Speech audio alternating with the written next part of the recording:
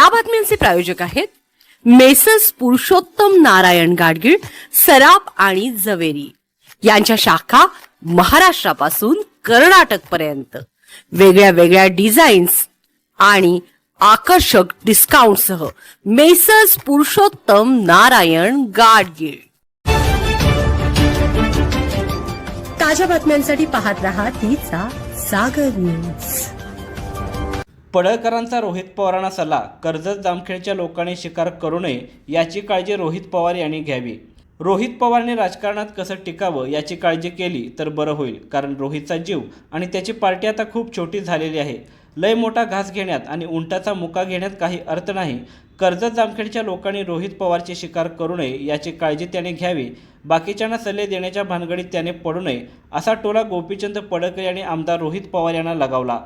सोलापूर दौऱ्यावर आलेले आमदार गोपीचंद पडळकर यांनी विविध विषयांवर भाष्य केले। ते म्हणाले, भारतरत्न डॉक्टर बाबासाहेब आंबेडकर यांची उद्या दिनांक 14 एप्रिल 2026 रोजी जयंती आहे। त्यानिमित्ताने बूथ पातळीवर जयंती साजरी करण्याच्या सूचना कार्यकर्त्यांना देण्यात आल्या आहेत।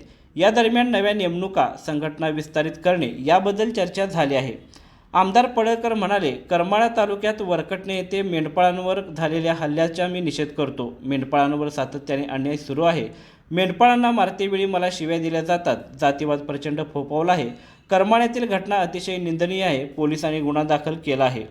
यामध्ये 326 ने गुन्हा दाखल केला आहे, मात्र 307 आणि 309 प्रमाणे कारवाई व्हावी अशी आमची मागणी आहे। मारहाणीत जखमी झालेल्या आमच्या भगिनीला पुण्यात ससून रुग्णालयात शिफ्ट केलेले आहे। तिची परिस्थिती अतिशय गंभीर आहे। या प्रकरणी एकाला अटक करण्यात आली आहे, बाकीच्यांना तात्काळ अटक करा अशी आमची मागणी आहे, असेही आमदार गोपीचंद पडळकर यांनी सांगितले। नाशिकमधील कॉर्पोरेट जिहादाबाबत आमदार गोपीचंद पडळकर म्हणाले, IT सेक्टरमध्ये अशा जिहादी प्रवृत्तीची लोक मोठ्या पदावर बसलेली आहेत। त्यांच्या पदाचा प्रभाव पडू शकतो। अशा जिहाद्यांची हकालपट्टी करणे गरजेचे आहे। अशा ठिकाणी मुलींनी काळजीपूर्वक काम केलं पाहिजे।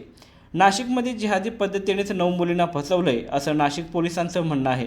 IT सेक्टर अशा पद्धतीने प्रभावित झालं आणि हिंदू मुलींवर अशा पद्धतीने अन्याय झाला तर हे अतिशय गंभीर आहे, असेही पडळकर यांनी स्पष्ट केले।